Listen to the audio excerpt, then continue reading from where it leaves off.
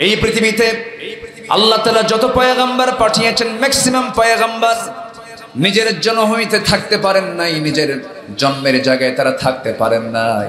নবীর জন্ম হলো মক্কা, মৃত্যু হলো কোথায়? মদিনা। এরপরে মুসা আলাইহিস সালাম তিনি জন্ম নিয়েছেন এক জায়গায়, টিকতে পারেন নাই। দেশ থেকে তিনি স্থানান্তর হতে হয়েছে, তাকে হিজরত করতে হয়েছে। নারী যে পুরুষের পরিচালক হবে না, নেতৃত্বের জন্য যে একমাত্র আল্লাহ তাআলা পুরুষকে নির্বাচিত করেছেন তার বহুবিধ কারণ আছে।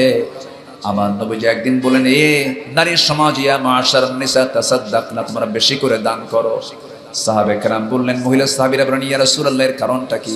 আমি দেখলাম তোমার অধিকাংশই জাহান্নামে যাবে, তোমাদের মধ্যে দুটো ঘাটতি আছে, এই ঘাটতির জন্য বেশি করে দান করো। হুজুর কি কি ঘাটতি আমাদেরকে বলেন? নাম্বার হলো জ্ঞানের ঘাটতি, আর নাম্বার 2 হলো দ্বীনের ঘাটতি। দ্বীনের ঘাটতিটা কি? পুরুষ মানুষ 30 দিনই তারা নামাজ পড়তে পারে, কিন্তু একজন নারী 30 দিন নামাজ পড়তে পারে না। আল্লাহ তাআলা তাদেরকে এমন একটা সময় দিয়েছেন যে সময় তাদের জন্য আল্লাহ তাআলা নামাজকে হারাম করে দিয়েছেন, তারা নামাজ পড়তে পারে না। এটা মেয়েদের জন্য লস। এটা হচ্ছে দ্বীনের ঘাটতি। আর বুদ্ধির ঘাটতি হলো, পুরুষ সাক্ষী যদি একজন হয়, নারী হবে কয়জন? আসতে বলেন, নারী কয়জন বলেন? 2 জন। কেন? একজন পুরুষ সমান 2 জন নারী। এই সিলেকশনটা কে দিয়েছেন? আসতে বলবেন না, কে দিয়েছেন? তাহলে দোষকে আল্লাহকে দেওয়া যাবে? আল্লাহই ভালো জানেন যে আল্লাহ তাআলা একজন পুরুষের বিপরীতে 2 জন নারীর সাক্ষীকে গ্রান্ট করেছেন। 2 জন নারী সমান একজন পুরুষ। আমার বন্ধুগণ, সেই পয়গম্বরের কথা মনে হয়ে গেল। মুসা আলাইহিস সালাম নিজের জন্মস্থানে টিকতে পারলেন না, ফেরাউন তার বিরুদ্ধে হত্যার হুলিয়া জারি করে দিয়েছে। মুসা আলাইহিস সালাম খুব রাগী নবী ছিলেন। সব নবীর মেজাজ ছিল একরকম, এই নবীর মেজাজ একটু ভিন্ন রকম ছিল। প্রচন্ড প্রভাবশালী নবী ছিলেন, মেজাজি নবী ছিলেন। কারণ ফেরাউনের সামনে মোকাবেলার জন্য মেজাজ দরকার আছে না নাই? মেজাজেরও প্রয়োজন আছে। মায়ের খাওয়াও সুন্নত, মায়ের দেওয়াও সুন্নত। রাসূল শুধু মায়ের খান নাই, মার দিয়েছেন। মার খেয়েছেন মক্কার 13 বছর, আর মার দিয়েছেন মদিনার 10 বছর। মুসার হাতে কি থাকতো? বলেন, মুসার হাতে কি থাকতো? লাঠি রাখাও কি? আজ থেকে লাঠি রাখাও কি? শুধু তসবিহ রাখা সুন্নত মনে করলে হবে না, শুধু জিকির আজকারের মধ্যে ইসলাম খুঁজলে হবে না। ফেরাউনদেরকে মোকাবেলা করার জন্য প্রয়োজনে মুসার শক্ত লাঠিও হাতে নিতে হবে। মাঝে মাঝে মুসলমান রাজি আছেন কারা কারা? হাত উঁচু করে দেখা।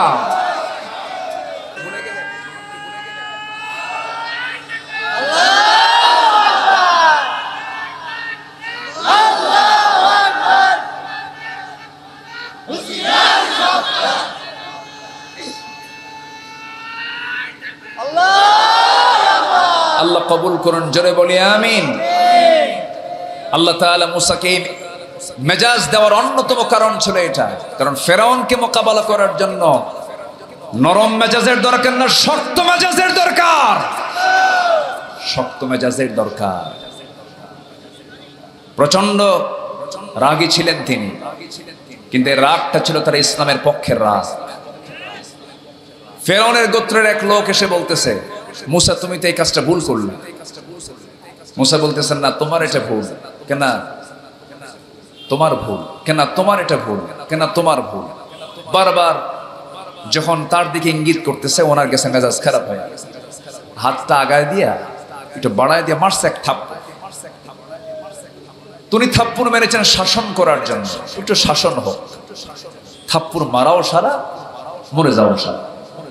যখন মরে গেছে তখন আল্লাহকে বলছে, আল্লাহ দোষ কিন্তু আমার না, আমার নিয়তে কিন্তু এটা ছিল না যে আমি ওকে মেরে ফেলবো। আমি নিয়ত ছিল থাপ্পড় মারলাম একটু ঠিকঠাক হোক, কিন্তু থাপ্পড় মারলাম মরে গেছে, আল্লাহ দোষ আমার না, মারছি থাপ্পড় আমি, মেরে ফেলছো তুমি আল্লাহ। কিন্তু থাকা তো হলো না, এটা তো মার্ডার কেস। মার্ডার কেসের আসামিতে সমস্যা। তখন বলা হলো, মুসা তুমি আর থাকতে পারতেছো না, তুমি এখন এই মিশর থেকে তুমি চলে যাও, তুমি মিশরে আর থাকতে পারবা না, তুমি চলে যাও। তিনি হিজরত করতে বাধ্য হলেন। যেদিকে চোখ যায় সেই দিকে রওনা দিলেন। প্রচন্ড ক্ষুধা লাগছে, 1000 মাইল অতিক্রম করে প্রায় চলে গেছেন। মাদিয়ান এলাকায় গিয়ে একটা কূপের ধারে প্রচন্ড তৃষ্ণার্ত, একটা ঢাকনা আছে উপরে, সে ঢাকনা তিনি টান মারলেন। ঢাকনাটার ওজন এত বেশি, ওই ঢাকনা টান দিতে 7 থেকে 8 জন শক্তিশালী পুরুষ লাগে। উনি একাই সরায় দিলেন। সেখান থেকে তুলে পানি পান করলেন, জীবনের শক্তি ফিরে পেলেন। হঠাৎ করে দেখেন দুটো মহিলা, মাথায় কাপড় দেওয়া, বংশিয়া, শালীনতা আছে, এরকম দুজন মহিলা এসে হাতে বালতি নিয়ে দাঁড়ায় আছে কূপের ধারে। মুসা আলাইহিস সালাতু ওয়াস সালাম ভাবলেন, বেচারা মহিলা মানুষ, সহযোগিতা করা দরকার। তো পৃথিবীর বড় বড় যারা পশ্চিমা মনীষী বলেন, যাদের মধ্যে ইসলাম নাই, তারাও বলেছেন বাধ্য হয়ে, একজন পুরুষ এবং একজন নারী পরস্পর এক জায়গায় হলে এখানে কোনোদিন বন্ধুত্বের পরিচয় থাকে না, এটা দৈহিক পরিচয় হয়, দৈহিক পরিচয়। ঠিক কিনা বলেন? কোনোদিন সেফটি নয়, নিরাপদ নয় এখানে।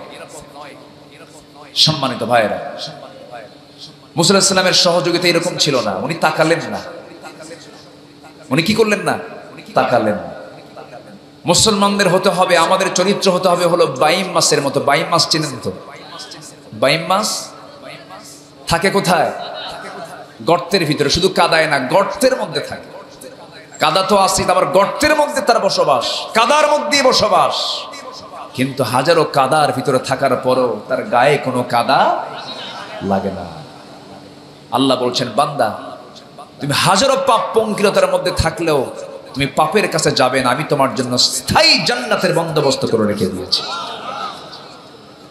তোমার চ্যালেঞ্জ হলো পাপ মুক্ত জীবন। এমএ পাস এটা আমার বড় কোনো ক্যারিয়ার নয়, এমফিল পিএইচডি বড় কোনো ক্যারিয়ার নয়, মন্ত্রী এমপি সচিব ডিসিএসপি এগুলো বড় কোনো ক্যারিয়ার নয়।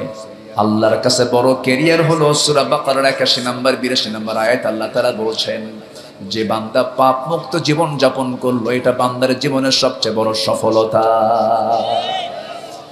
পাপ ছেড়ে দেব আমরা, সকল পাপ যদি ছেড়ে দেই সমাজটা ভালো হয়ে যাবে। আমি যদি আমার ব্যক্তিগত জীবনকে টার্গেট করি, আমার জীবনে কোনো কবিরা গুনার কাছে নিয়ে যাব না, আমার পরিবারকে কোনো কবিরা গুনার কাছে জড়ানোর সুযোগ দেব না, নিজে নিজেই চ্যালেঞ্জ করতে হবে। আমার বন্ধুগণ, কু আনফুসাকুম ওয়া আহলিকুম নারা, নিজে বাঁচো, তোমার পরিবারকে জাহান্নাম থেকে বাঁচাও। মুসা আলাইহিস সালাতু ওয়াস সালাম করলেন কি? ওই কূপের ধারে দাঁড়ালেন। দুজন মহিলা, মাথায় তাদের কাপড় আছে, দেখা যাচ্ছে না, শালীনতা নিয়ে তারা দাঁড়িয়ে আছে, হাতে বালতি নিয়ে। মুসা আলাইহিস সালাতু ওয়াস সালাম বললেন, ও দুজন মহিলা, তোমরা এখানে দাঁড়ায় তোমরা কি করো? কূপ থেকে পানি নেব, নিয়ে যাও। আমরা পারবো না। সব পুরুষ মানুষ পানি নেওয়ার পর অবশিষ্ট যে পানি থেকে যাবে সেই পানিগুলো আমরা নিয়ে চলে যাব। সঙ্গে সঙ্গে মুসা বলছেন, ও মহিলা, তোমাদের যদি একটু কষ্ট হয়, আমি তোমাদের কিছু উপকার করতে চাই, দাও বালতি, আমি তোমাদেরকে একটু হেল্প করি।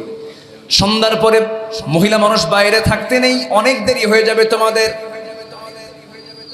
সহযোগিতার হস্ত তিনি প্রসার করলেন, বালতিটা হাতে নিলেন, কূপের ঢাকনা টান দিলেন, অনেক দূর ছিটকে গিয়ে পড়লো। দুই মহিলা থরথর করে কাঁপে, আর মনে মনে এটা মানুষ না অন্য কিছু। কূপ থেকে পানি তুলে দিয়া, হাতে উঠায়া দিয়া, একটা বারের জন্য তিনি তাদের দিকে তাকালেন না, চললেন, বললেন, সোজা বাড়িতে চলে যাও।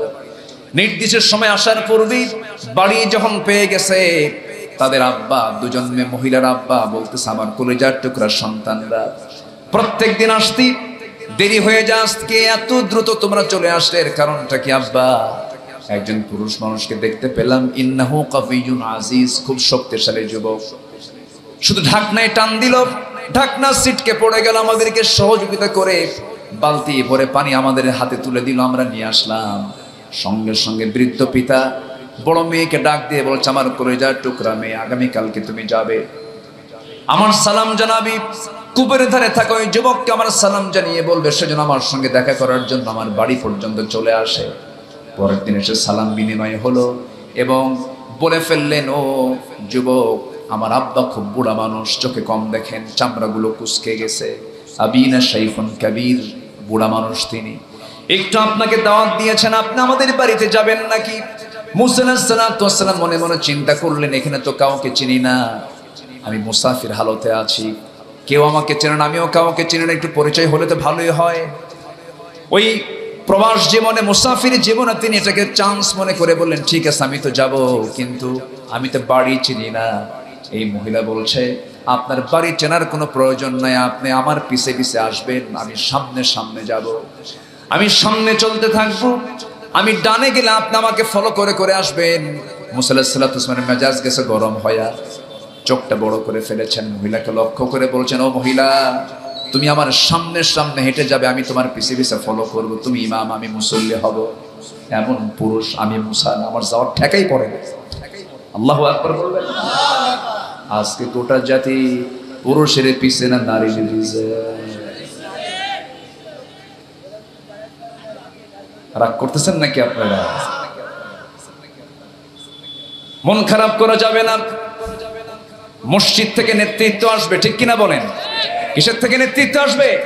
মুসা বলছেন, এই মহিলা, তোমার পিছে পিছে আমি যাব, তুমি ইমাম হবে, আমি তার মুসল্লি হব, অসম্ভব, তুই পিছে আয়, আমি সামনে যাই। সুবহানাল্লাহ বলবেন না? তুই পিছে আয়, আমি সামনে যাই। উনি সামনে চলে আসলেন, সামনে এসে বললেন, শোনো মহিলা, আমি তো সামনে রওনা দিলাম, কিন্তু রাস্তা তো চিনি না, পিছন থেকে তুমি আমাকে শুধু ইঙ্গিত দিবে ডান, আমি ডানে যাব, বাম বামে যাব, ডান আর বাম শব্দ ছাড়া অতিরিক্ত একটা কথাও তুই বলবি না। সুবহানাল্লাহ বলবেন না? একটা কথাও তুই বলবি না, কারণ মেয়েদের সুন্দর কথার মধ্যে কি দেখছেন, কি রস, দেখেন না বুড়া চাচা কি করে, রস আছে এখনো, বুড়া চাচার মধ্যে রস আছে। মুসা আলাইহিস সালাতু ওয়াস সালাম সামনের দিকে চলতে লাগলেন, চলতে চলতে বাড়ি যখন পেয়ে গেছেন, বৃদ্ধ লোকটাকে পেয়ে তিনি সালাম দিয়ে ফেললেন, করমর্দন করলেন, আলিঙ্গন করলেন। হঠাৎ করে বৃদ্ধ লোকটার মুখ থেকে বের হয়ে গেছে, যুবক, তোমার নাম তো মুসা। সঙ্গে সঙ্গে মুসা ইসলাম থমকে দাঁড়ালেন, 1000 মাইল লুকায় লুকায় চলে আসলাম, এত দূরের মানুষ আমাকে চিনলো কেমনে? লোকটা ফেরাউনের লোক নাকি? কি কথা কি বুঝতেছেন আপনারা? মুসা আলাইহিস সালাতু ওয়াস সালাম মনে মনে চিন্তায় পড়ে গেলেন। এবার বৃদ্ধ লোকটা বলছে, যুবক, তুমি কি চিন্তা করো? কেন, তেমন কিছু না, তোমার নাম শুধু আমি জানি না, আরো কিছু জানি তথ্য। কি তথ্য জানেন বলুন? একজন মানুষকে থাপ্পড় মারছো, মরে গেছে, এরপরে এখানে আসছো। তিনি আরো জড়সড় হয়ে গেলেন। এবারে মুসা আলাইহিস সালাতু ওয়াস সালাম বলছেন, শোনো ও বুড়া মানুষ, আমি আপনাকে চিনতে পারছি না, আপনার সত্যিকার অর্থে পরিচয়টা কি? এবার বৃদ্ধ লোকটা বলতেছে, শোনো, তুমি আমাকে যে দেখতে পাচ্ছ, বুড়ো মানুষ, চুলগুলো সাদা হয়ে গেছে, দাড়িগুলো সাদা হয়ে গেছে, চামড়াগুলো কুঁচকে গেছে, আমি শুধু সাধারণ বুড়োদের কাতারের একজন সাধারণ কোনো বুড়ো নই।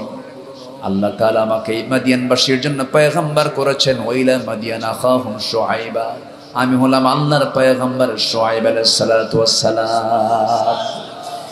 এই কথা বলার সঙ্গে সঙ্গে মুসা আলাইহিস সালাতু ওয়াস সালাম তিনি এতটাই আনন্দিত হলেন, সব দুঃখ তিনি ভুলে গেছেন।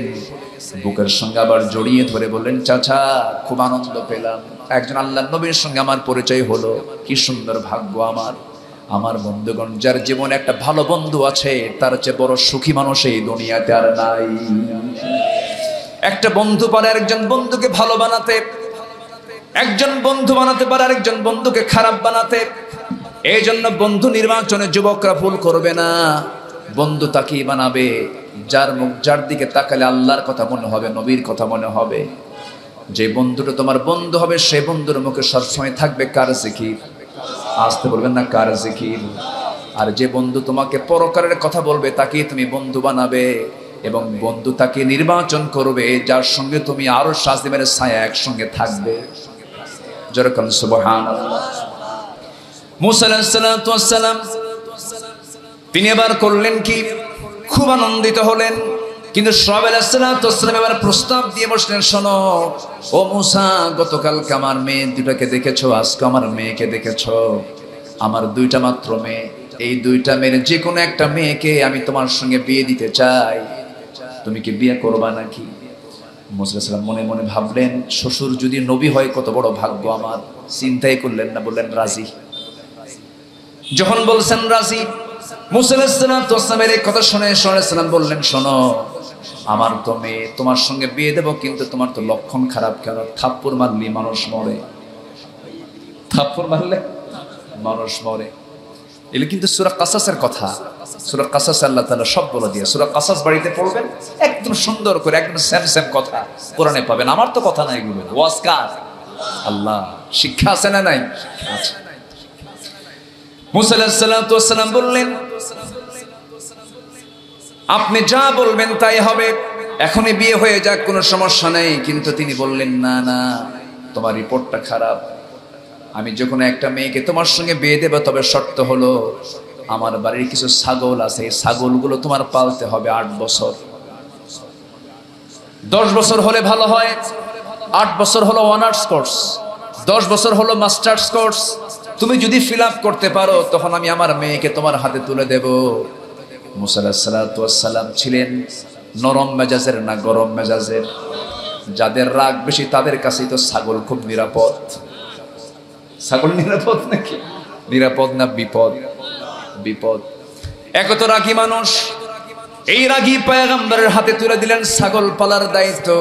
আল্লাহ রাব্বুল আলামিন মূসা আলাইহিস সালামকে ছাগল পালার দায়িত্ব শুধু দেন নাই, পৃথিবীতে এমন কোন নবী নেই যে নবী ছাগল চড়ান নাই। জোরে কোন সুবহানাল্লাহ। আমার রাসূল নিজে বলেছেন, সব নবী ছাগলওয়ালা ছিল। আল্লাহু আকবার বলেন। সব নবী কি ছিল? ছাগলওয়ালা। সব নবী ছাগলওয়ালা ছিলেন। ঈসা আলাইহিস সালাম ছাগল লালন করেছেন, সব পয়গম্বর ছাগল লালন করেছেন, আমার নবীও ছাগল লালন করেছেন। মূসা আলাইহিস সালাম ছাগলগুলো পালতে লাগলেন। 1 বছর নয়, 2 বছর নয়, দীর্ঘ 10টা বছর। 10টা বছর যখন ছাগল পালা শেষ হয়ে গেল, এর মধ্যে তার কি ওই পরিবারে আল্লাহর পয়গম্বরের মেয়ের সঙ্গে কোনো প্রেম হয়েছে নাকি? আস্তে কয়, ভালোবাসা হয়েছে? দেখছে কয়বার? বলেন কয়বার? 2 বার। তাহলে এখানে কিন্তু অনেকগুলো শিক্ষা আছে। বিয়ে করার নিয়তে সর্বোচ্চ 1 বার 2 বার দেখা যেতে পারে, কিন্তু এই যে পার্কে যে যায়, পার্কে আর ক্যাম্পাসের সামনে, এটা কি 1 বার দেখে? হ্যাঁ, কয়বার? আনলিমিটেড। মূসা আলাইহিস সালাম ছাগল লালন পালন করলেন। যেদিন তার ছাগল পালা শেষ, তাফসীর ইবনে কাসিরে আসছে, শেষ দিন তিনি ছাগল পালগুলো নিয়ে বাড়ির দিকে আসতেছিলেন। বাড়ির দিকে ফেরার পথে অনেকগুলো ছাগল থেকে, ছাগল পাল থেকে একটা ছাগল একদিকে একাকী দৌড় মেরেছে। সেই ছাগলটা একাকী যখন চলে গেল, মূসাও তার পিছে পিছে দৌড়ালেন। ছাগল দৌড়ায়, নবীও দৌড়ান। শেষ পর্যন্ত ছাগল আর পারল না। মূসা আলাইহিস সালাম খেপে গেলেন, রেগে গেলেন, ছাগলটাকে শক্ত করে ধরে ফেললেন। 2টা পা হাতের মধ্যে নিয়ে তিনি শূন্যে খাড়া করেছেন। কি মারবেন? আছাড় মারবেন। কিন্তু লক্ষ্য করে দেখেন, ছাগলের চোখে মুখে ভীতির ছাপ, চরম ভীত সন্ত্রস্ত, এবং লোমকূপ দিয়ে ঘামগুলো ঝরে ঝরে পড়তেছে। মূসা আলাইহিস সালাম মনে মনে চিন্তা করেন, ছাগল তুই ছাগল, তোরে মারে কি লাভ? 2 পা ছেড়ে দিয়ে বুকের মধ্যে আলিঙ্গন করে যখন ভালোবাসাটা প্রকাশ করলেন, আল্লাহ বলেছেন, মূসা তোমার রাগ কমে গেছে, আমি তোমার নবুয়ত দিয়ে দিলাম। ধৈর্যের দরকার আছে না নাই? আসতে বলবেন না, আছে না নাই? আছে। এই ইতিহাসটা আমি টানার মূল কারণ হলো, আরো অনেক লম্বা ছিল। মূল কারণ হলো মূসা আলাইহিস সালাম তিনি নারীর সামনে চলেছেন না পিছনে চলেছেন। আমরা কি সামনে চলবো না পিছনে চলবো? আমরা ইমাম বানাবো নারীকে না পুরুষকে? আসতে, নারী না পুরুষকে? শিখিয়েছে কে? আসতে বলে, শিখিয়েছে কে? আল্লাহ তাআলা শিখিয়েছে। তালাকের পরিমাণ বেড়ে যাওয়ার 14টা কারণ আমি 3টা বলেছি। নাম্বার 4 হলো চাকুরির কিছু অহংকার আছে, কিছু মহিলার মধ্যে চাকরির অহংকার আছে না নাই? আছে। চাকরির অহংকারে দেখায়, অনেক সময় এটাকে অবলম্বন করে শেষ পর্যন্ত তালাক পর্যন্ত গড়ায়। নাম্বার 5 হলো জ্ঞানার্জনের মিসইউজ, জ্ঞানার্জন অপব্যবহার। নাম্বার 6 হলো ডিভাইস আসক্তি। মোবাইল যতটুকু ক্ষতিকর, আমার তো মনে হয় মাঝে মাঝে মদ, গাঁজা, ইয়াবা, হেরোইন, ফেন্সিডিল, এই সমস্ত মাদক দ্রব্য যতটুকু সমাজের জন্য না ক্ষতিকর, তার চাইতে আজকে বেশি ক্ষতির কারণ হয়ে গেছে আজকে এই মোবাইল ডিভাইসগুলো। আমি কি ভুল বলছি? কোন অংশ কম না, কোন অংশ কম না। আজকে জুয়া খেলার জন্য কোথাও বসা লাগে না, মোবাইলের সামনে বসলে জুয়া খেলা হয়ে যায়, ঠিক কিনা? এই জন্য খুব সাবধান। একটা মোবাইল বলে দেবে আপনার চরিত্র কেমন। মোবাইল যদি কথা বলতে পারত, মোবাইল আপনার আমল নামার জন্য মোবাইলে যথেষ্ট। আমাকে যদি কেউ প্রশ্ন করে হুজুর মোবাইল ব্যবহার করা কি, আমার জবাব হলো যে মোবাইলকে চালাতে পারে তার জায়েজ, কিন্তু মোবাইল যাকে চালায় তার ব্যবহার করা শুধু নাজায়েজ না, হারাম, ঠিক কিনা? আমার কথা কি ক্লিয়ার? আমার কথা কি ক্লিয়ার? বুঝতে হবে। আমার কাছে মাঝে মাঝে মনে হয় কি জানেন, মোবাইল যারা চালায় অতি আসক্তি যাদের, তাদের কাছে আমার প্রতিবন্ধী মনে হয়। এত গভীরে দেখে, যখন ওই গভীর দেখার সময় যখন আপনি তাকে ডাক দেবেন, ভাই এই, আমি কি ভুল বললাম? এগুলো করে কিনা বলেন? এগুলো করে, এটা আসক্তি। এই অতিরিক্ত ডিভাইস আসক্তি হওয়ার কারণে আজকে অনেক পরিবার ধ্বংস হয়ে যাচ্ছে, ডিভোর্স হয়ে যাচ্ছে। সম্মানিত ভাইয়েরা, এক যুবক ছেলে মোবাইল হারায় ফেলছে। সে আমার বলতেছে হুজুর আমার মোবাইলটা হেরে যাওয়াতে আমি একদম বিধবা হয়ে গেল। কি হয়ে গেছে? বিধবা হয়ে গেছে। এতটাই অ্যাট্রাকশন এই ডিভাইসগুলোর উপরে। অবশ্যই বাচ্চাদের এই ব্যাপারে প্রত্যেক পিতামাতার সচেতন থাকার দরকার আছে না নাই? আসতে বলবেন না, আছে না নাই? নাম্বার 7 হলো পরকীয়া কি ইজিলি দেখা। একটু মনোযোগ দিয়ে কথাগুলো শুনবেন। আজকে পরকীয়ার বলি হয়ে যাচ্ছে অনেক পরিবার। বউ আরেকজনকে ভালোবাসে, স্বামী আরেকজনকে ভালোবাসে, এমন নোংরামি আছে না নাই? আসতে বলবেন না, আছে না নাই? এখন বলেন ওই পরিবারের যে সন্তানগুলো আছে তারা শুধু খারাপ হবে না, সমাজের জঘন্য সন্তান হবে, জঘন্য সন্তান হয়ে যাবে। একটা পরিবারে যখন কোনো সন্তান তার বাপ মার মধ্যে মোহাব্বত দেখে, ভালোবাসা দেখে, সেই পরিবারটা জান্নাতের টুকরা হয়ে যায়। সন্তান যখন কোনো পরিবারে দেখবে আমার বাপ মার মধ্যে গন্ডগোল, ওই সন্তানটা তখন সমাজের উচ্ছৃঙ্খল সন্তানের রূপ নেয়। এই জন্য একটা পরিবারকে সাজানোর জন্য নৈতিক শিক্ষার কোনো বিকল্প নাই। নোংরামি ছেড়ে দিতে হবে, পর্দার পরিবেশ নিয়ে আসতে হবে। নাম্বার 8 হলো অপসংস্কৃতির আগ্রাসন করার গ্রাস, বিজাতীয় সংস্কৃতি। নাম্বার 9 হলো স্বামীকে সম্পদ মনে না করা, স্বামীকে দাম না দেওয়া। আবার অপরদিকে স্বামী স্ত্রীকে অবহেলা করে ফেলা, এটাও বড় বড় অপরাধ। নাম্বার 10 হলো ধৈর্যের অভাব। নাম্বার 11 হলো নিঃসৌন্দর্য লুকানো পরপুরুষ থেকে চির ব্যর্থতা। আজকে মেয়েরা স্বামীকে দেখাতে বেশি পছন্দ করে না, ভ্যানওয়ালা দেখাতে বেশি পছন্দ করে। ভ্যানওয়ালা, রিক্সাওয়ালা, সামার, কামার, বাইরের যা আছে, আমি তাদেরকে খাটো চোখে দেখছি না, মানে পরপুরুষকে দেখাতে সে বেশি পছন্দ করে। এরকম মহিলার সংখ্যা আজকের সমাজে কম না বেশি? স্বামীর সামনে কোনো আতর লাগায় না, স্বামীর সামনে কোনো সেন্ট লাগায় না। মানুষের গায়ের তো একটা গন্ধ আছে। স্বামীর সামনে সেন্ট আতর না লাগায়া যখন মার্কেটে যাবে এমন সেন্ট মারে 3 মাইল দূর থেকে ঘ্রাণ পাবে। আমি কি ভুল বলছি? এই সমস্ত নোংরামিগুলো আজকের সমাজে লক্ষণীয়। আমার বন্ধুগণ, নাম্বার 12 হলো সন্তান পরিবারকে গুরুত্ব না দেওয়া তালাকের অন্যতম কারণ। সন্তান একটা পরিবার গঠনের, পরিবার মজবুতের একটা মূল বাহন, কিন্তু সন্তান কতটুকু গুরুত্ব না দিয়া এরকম পরিবার ধ্বংস হয়ে যায়, তালাকের দিকে চলে যায়। নাম্বার 13 হলো স্বামী এবং স্ত্রীর আখিরাতের যে একটা ভয়, সেই ভয়টা যখন তাদের মধ্যে না থাকবে, সেই সময় তালাকের এটা অন্যতম কারণ হয়ে যাবে। এই জন্য আমার বন্ধুগণ, এই বিষয়গুলো আমরা খেয়াল করব। সর্বশেষ আমি যে কারণটা খুঁজে পাই সেটা হলো পরস্পরের সারের মানসিকতা না থাকা। আমি আপনাকে একটা প্রশ্ন করব, পুরুষরা বাঁকা জাত না নারীরা বাঁকা জাত? হ্যাঁ, একটু ভালো করে বলবেন। নারীকে বাঁকা করে সৃষ্টি করেছেন কে? এটা কি আমার কথা না আল্লাহর কথা? এবং বলেছেন মুহাম্মদ সাল্লাল্লাহু আলাইহি ওয়াসাল্লাম, খুলিকাত মিন দিলাইন, মেয়েদেরকে সৃষ্টি করা হয়েছে বাঁকা হাড়ে। কি হাড়ে? বাঁকা হাড়ে। সোজা করবেন, ভেঙে যাবে।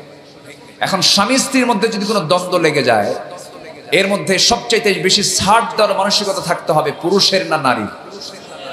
অনেকে চুপ করে আছে, হুজুর আমার না বউয়ের, এরকম চিন্তায় আছেন নাকি? এখানে ছাড় দেবে বেশি কে, বউ না স্বামী? একটু ভালো করে বলেন তো ভাই, কে ছাড় দেবে? স্বামীকে ছাড় দিতে হবে। কারণ আল্লাহ তাআলা সাক্ষী দিয়েছেন পুরুষ কয়জন আর নারী কয়জন, এটা মাথায় রাখতে হবে। ওরা এক না অর্ধেক? বলেন এক না অর্ধেক? অর্ধেক। তার অর্ধেক যেহেতু আল্লাহ করে দিয়েছেন, আপনি তার ডাবল। অতএব আপনার মাথায় থাকতে হবে যে আমি ডাবল ও অর্ধেক, এই বিষয়টা মাথায় রাখতে হবে। আপনাকে ধৈর্যের পিরামিড হতে হবে। পরিবারটাকে সাজানোর জন্য আপনাকে ধৈর্যের পাহাড় হতে হবে। আমার নবীজি একদিন বসে আছেন। আমার নবী কি এক বউ না একাধিক বউ? বলেন কোনটা সহজ? এক বউ বলা সহজ না দুই বউ বলা সহজ? হ্যাঁ, এক বউ সহজ, দুই বউ তিন বউ সহজ? এতই পারেন? এক বউ সহজ, দুই বউ, তিন বউ, চার বউ আরো কঠিন। সহজ না কিন্তু। ইসলামে এটা জায়েজ করেছে বটে, কেন জানেন? অনেকগুলো কারণ আছে। এর মধ্যে এক নাম্বার কারণ হলো সমাজে জেনা বন্ধ করার জন্য। ঠিক কিনা বলেন?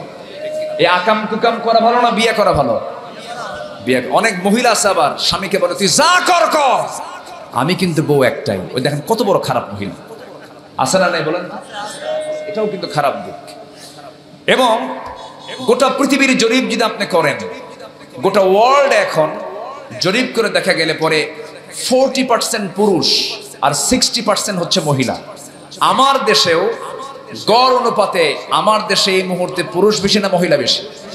মহিলা বেশি। তাহলে পুরুষ যদি হয় 40%, মহিলা যদি হয় 60%, তাহলে 40%কে 40-40কে বিয়ে করলো, আর বাকি 20% কি জাতীয় সম্পদ হবে? জাতীয় সম্পদ হবে। তাহলে ইসলাম যে বিধান দিয়েছে, সে বিধানের মধ্যে অবশ্যই বিশ্বজনীনতা, ভারসাম্যপূর্ণ অবস্থান ইসলামে আছে না নাই? এমনি আল্লাহ তাআলা এগুলো বলেন নাই। যারা এগুলো বলে না বুঝে না জেনে বলে এই সমস্ত কথাগুলো। সম্মানিত ভাইয়েরা, আমার নবীজির সামনে 4 স্ত্রী বসা। কয় স্ত্রী? 4 স্ত্রী। আমার নবীজির সামনে 4 স্ত্রী বসে রাসূলকে লক্ষ্য করে বলছেন, ইয়া রাসূলুল্লাহ, আমাদের 4 জনের মধ্যে গন্ডগোল হয়েছে। কি গন্ডগোল? আপনি কাকে সবচেয়ে বেশি ভালোবাসেন? আমার রাসূল বললেন, এমন প্রশ্ন তোমরা করলে কেন? না, আমরা 4 জন গন্ডগোল লেগেছি, সবাই বলতেছে আমাকে বেশি ভালোবাসে, কেউ ছাড় দিচ্ছে না। আপনার মুখ থেকে আমরা জানতে চাই আপনি আমাদের মধ্যে 4 জনের মধ্যে কাকে বেশি ভালোবাসেন?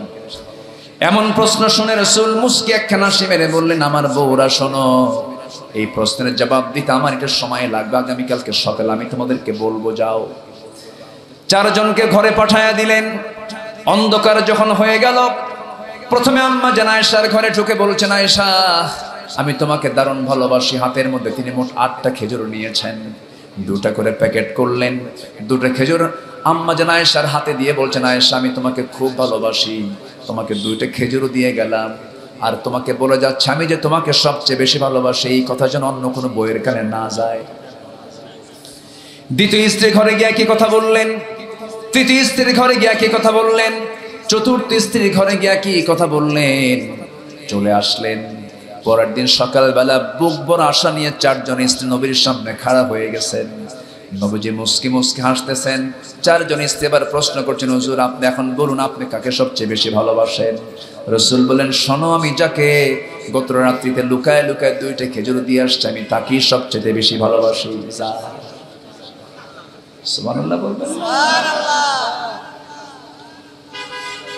ব্যালেন্স, ধৈর্য, marriage life, manage life, management থাকতে হবে। বিয়ে আগে না ধৈর্য আগে? ব্যবসা আগে না ধৈর্য আগে? নামাজ আগে না ধৈর্য আগে? এই যে ওয়াজে বসে থাকা আগে না ধৈর্য আগে? পৃথিবীর সকল কাজে কি আগে? ধৈর্য আগে। যার ধৈর্য নাই তার মুখ থেকে এমনি একটা কথা বের হয়ে যায়, ধৈর্য।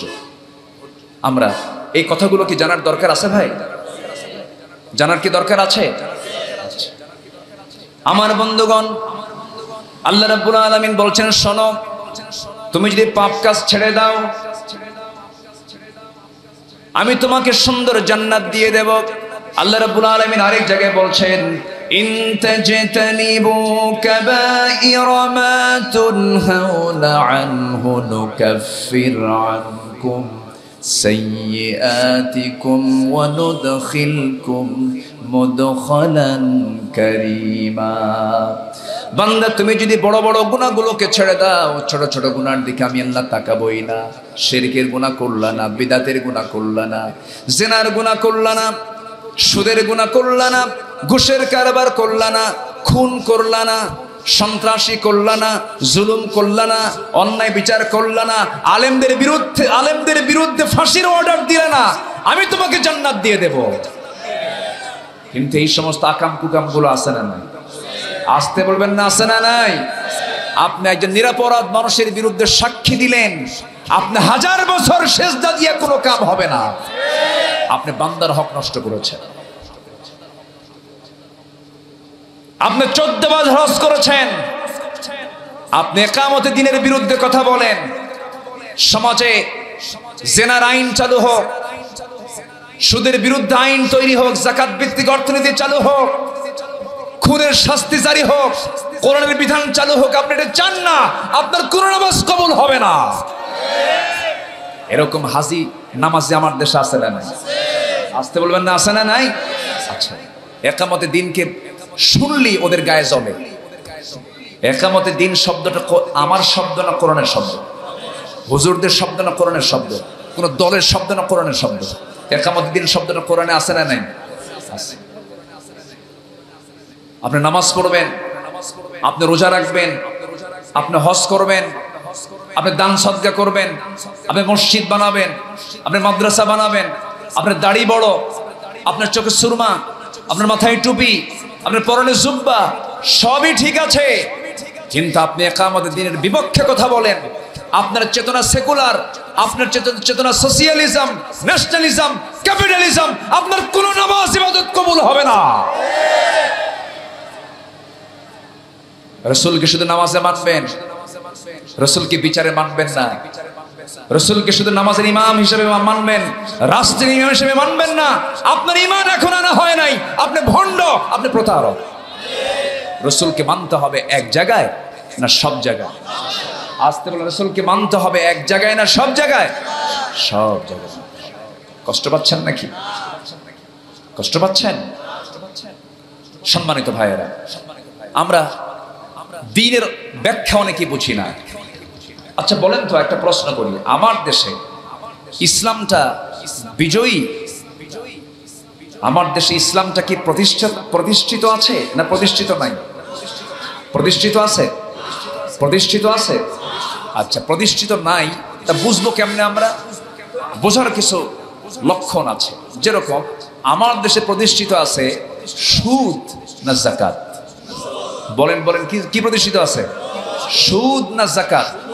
সুদ। আচ্ছা, আমার দেশে যাকাত আদায় যা হয় না তা না, যাকাত আদায় হয় ব্যক্তিগত উদ্যোগে না রাষ্ট্রীয় উদ্যোগে? বলেন, যদি কেউ এটা আদায় করে ব্যক্তিগত উদ্যোগ, কিন্তু রাষ্ট্রীয় কোনো চাপ নাই। প্রথম খলিফার নাম কি বলেন তো? সাইয়েদনা আবু বকর সিদ্দিক রাদিয়াল্লাহু তাআলা আনহু। তিনি যখন ক্ষমতার মসনদে বসলেন, বসেই বললেন, যাকাত কার কার আছে, রাষ্ট্র তাদের কাছ থেকে যাকাত আদায় করবে। কিছু কিছু মুসলিম বলল যে ইসলামী রাষ্ট্র আমাদের কাছ থেকে যাকাত নেবে। তারা একটু অস্বীকৃতি জানাতে লাগলো। সাইয়েদনা আবু বকর বললেন, উটের যদি লাগামেরও যাকাত হয় আমি এটা জোর করে আদায় করব, যারা দেবে না তাদের বিরুদ্ধে আমি আবু বকরের জিহাদ ঘোষণা। আল্লাহু আকবার বলেন। তাহলে ইসলামী রাষ্ট্র কায়েম হলে তখন যারা যাকাত দেবে না তাদের বিরুদ্ধে জিহাদ করবে কে? রাষ্ট্র। জিহাদ করবে কে বলেন? রাষ্ট্র। তুই দিবি না, তোকে জাহান্নাম থেকে বাঁচানোর জন্য জোর করে তোর কাছ থেকে যাকাত নেব। তোকে জাহান্নাম থেকে বাঁচানোর জন্য জোর করে যাকাত নেব। রাষ্ট্র যাকাত আদায় করবে জোর করে। আমার দেশে যদি হিসাব করে যদি আজকে যাকাত আদায় করত, রাষ্ট্রীয় পর্যায়ে যদি যাকাত তোলা হতো ব্যাংকিং হিসেব অনুযায়ী, তাহলে প্রত্যেকটা ইউনিয়নে বছরে 43 কোটি টাকা করে জমা হতো যাকাতে। বিশাল ব্যাপার। গরিব থাকতো? গরিবই থাকতো। যাকাত কার বিধান? সুদ কার বিধান? মানে সুদ কার বিধান? আজকের সমাজে যাকাত চালু না সুদ চালু? সুদ চালু। আচ্ছা, আমার দেশে বিয়ের পদ্ধতি আছে না নাই? আছে। জেনা, জেনার পদ্ধতি নাই? আজ থেকে জেনার পদ্ধতি আছে না নাই? পদ্ধতি মানে হচ্ছে লাইসেন্স। আছে কি না? কোন মহিলা যদি লাইসেন্স নিয়ে যদি এই জেনার কাজ করে, আপনি মামলা দিতে পারবেন? মামলা আপনি দিলে মামলা খাবে, উল্টা মামলা কার হবে? যে মামলা দেবে সে উল্টা মামলা খাবে, কারণ তার হাতে লাইসেন্স আছে, সে জেনা করবে। সে বলতেছে I M A sex worker, আমি একজন যৌন কর্মী, আমার এই যে লাইসেন্স। নাউজুবিল্লাহ বলে। তাহলে আমার দেশে বিয়ের লাইসেন্সও আছে, জেনার লাইসেন্সও আছে। কিন্তু ইসলাম যদি কায়েম হয়, দিন যদি কায়েম হয়, তখন জেনার কোনো লাইসেন্স থাকতে পারে। আচ্ছা, আমার দেশে বোরকা পরা পর্দাশীলা মহিলা আছে না নাই? আচ্ছা, পর্দা ছাড়া আছে না নাই বলেন তো? আছে। ইসলাম যদি কায়েম হয়ে যায়, তখন পর্দা ছাড়া কোনো মহিলা রাস্তায় বের হলে সে নিজেও রুগী, অন্যকে কি বানাবে? অন্যকে কি বানাচ্ছে সে? বলেন, রুগী বানাচ্ছে। তাহলে এই রুগী বানানোর কোনো সুযোগ কি ইসলাম দেবে? ইসলাম দেবে না। তখন কি বলবে? তোমাদেরকে, তুমি বাইরে যদি বের হতেই হয়, তোমাকে বাধ্যতামূলক কি করতে হবে? ঢেকে বের হতে হবে। হাত পা ঢেকে বের হও, শালীনপূর্ণ পোশাক পরে বের হও। তাহলে ইসলামী রাষ্ট্রের বৈশিষ্ট্যের সাথে আমাদের সমাজের বৈশিষ্ট্যের কোনো মিল নাই। 1000 বছর ওয়াজ করে আপনি সুদ বন্ধ করতে পারবেন না। 1000 বছর ওয়াজ করে আপনি জেনা বন্ধ করতে পারবেন না। 1000 বছর ওয়াজ করে আজকে আপনি জেনার কারবার বন্ধ করতে পারবেন না। আপনি এগুলোকে বন্ধ করার জন্য প্রয়োজন হলো আল্লাহর দ্বীনকে কায়েম করা। আল্লাহ রাব্বুল আলামিন আমার রাসূলকে কেন পাঠিয়েছেন, কি জন্য পাঠিয়েছেন, মহান রাব্বুল আলামিন সুন্দর করে বলছেন, হুয়াল্লাযী আরসালা রাসূলাহু বিল হুদা ওয়া দীনিল হাক্কি লিইয়ুযহিরাহু আলাদ দীনি কুল্লিহি ওয়া কাফা বিল্লাহি শাহীদা। আল্লাহ রাব্বুল আলামিন তিনি তার রাসূলকে সত্য দিন দিয়ে পাঠিয়েছেন, যেন তিনি এই দিনটাকে, এই ধর্মটাকে, ইসলামটাকে যেন সকল দিনের উপরে বিজয় করতে পারেন। আল্লাহর কাছে একমাত্র দিনের নাম কি বলেন? জোরে বলেন। আল্লাহর কাছে এক নম্বর দিনের নাম কি বলেন? একমাত্র দিনের নাম কি? আল্লাহর কাছে 2 দিন না 1 দিন? বলেন বলেন বলেন বলেন। আজকে দুনিয়াতে 1 দিন না 1000 দিন আছে? বলেন বলেন। 1 দিন না 1000 দিন? হাজারো দিন, কুল্লি, অনেক দিন আছে। হয়তো বলবেন দিনটা কি? দিনের ব্যাখ্যা দিতে গেলে একটু লম্বা সময় লাগবে। একটু মনোযোগ দিয়ে কান খাড়া করে কথাটা শুনতে হবে। একটু সময় আপেক্ষিক, একটু সময় লেগে যাবে। একটু মনোযোগ দিয়ে শোনেন। আমরা এই দিন শব্দটা নামাজের মধ্যে যখন দাঁড়াই, নামাজের মধ্যে সূরা ফাতিহাটা যখন ইমাম সাহেব পড়েন, তখন তিনি 3 নম্বর আয়াতে বলেন মালিকি ইয়াউমিদ্দিন। কিন্তু ওই দিন, কিন্তু এই দিন এটা নয়।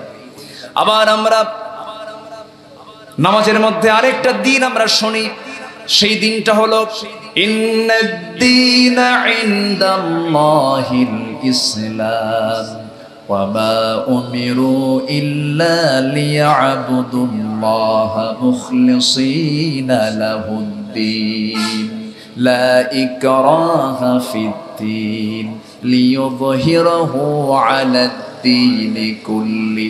দেখেন, সবটা আয়াতে দিন শব্দ আছে না নাই? কিন্তু এই যে এতগুলো আয়াত বললাম, একটার সাথে আরেকটার কোনো অর্থের মিল নাই।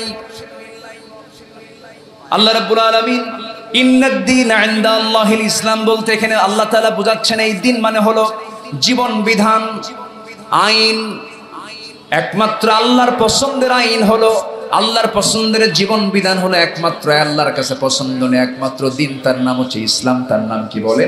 ইসলাম। ইসলামের বিকল্প আরো দিন এই দেশেও আছে না নাই? আসতে বলবেন না আছে না নাই? পার্শ্ববর্তী দেশে আছে না নাই? গোটা দুনিয়া জুড়ে আছে না নাই? গবেষকরা বলছেন এই 200-রও বেশি দেশে 800 কোটি মানুষের এই দুনিয়ায় 70 থেকে 80টি দিন আছে, 70 থেকে 80টি মানব রচিত মতবাদ আছে। এই 80 থেকে 90টা যে মানব রচিত মতবাদ, এর মাঝে আল্লাহ তাআলা একটা তার দিন দিয়েছেন, তার নাম হলো ইসলাম। গোটা 80 থেকে 90টা মতবাদ সবগুলো রিজেক্ট। এগুলোকে বিশ্বাস করলে পরে ঈমান থাকবে না যাবে? আজ থেকে ঈমান থাকবে না যাবে? ওই রকম দুনিয়ার আইনকে বিশ্বাস করে নামাজি আমার দেশে আছে না নাই? আছে। আল্লাহ রাব্বুল আলামিন আমার কথা নয়, বাড়ি থেকে মিলায়ে দেখবেন, وَمَن يَبْتَغِ غَيْرَ الْإِسْلَامِ دِينًا فَلَن يُقْبَلَ مِنْهُ وَهُوَ فِي الْآخِرَةِ مِنَ الْخَاسِرِينَ। আল্লাহ বলছেন যারা বেহায়ার মতো আল্লাহর দ্বীনকে ছেড়ে দিয়া মানুষের তৈরি করা বিধান, সুদের বিধান, পুঁজিবাদ, ন্যাশনালিজম, ক্যাপিটালিজম, সেকুলারিজম, সোশিয়ালিজম, এই সমস্ত মানুষের তৈরি করা মতবাদকে যারা গ্রহণ করবে, আমি তার কোনো কিছুকে গ্রহণ করব না, সে ক্ষতিগ্রস্ত হয়ে যাবে। এটা কি মোল্লার কথা না আল্লাহর কথা? কার কথা? আল্লাহর কথা। আমার নামাজ বিফলে চলে যাবে, রোজা বিফলে চলে যাবে, সব কিছু বিফলে চলে যাবে যদি আমি আল্লাহর জমিন, আল্লাহর দিন কায়েমের চেতনা যদি আমার মধ্যে লালন না করি।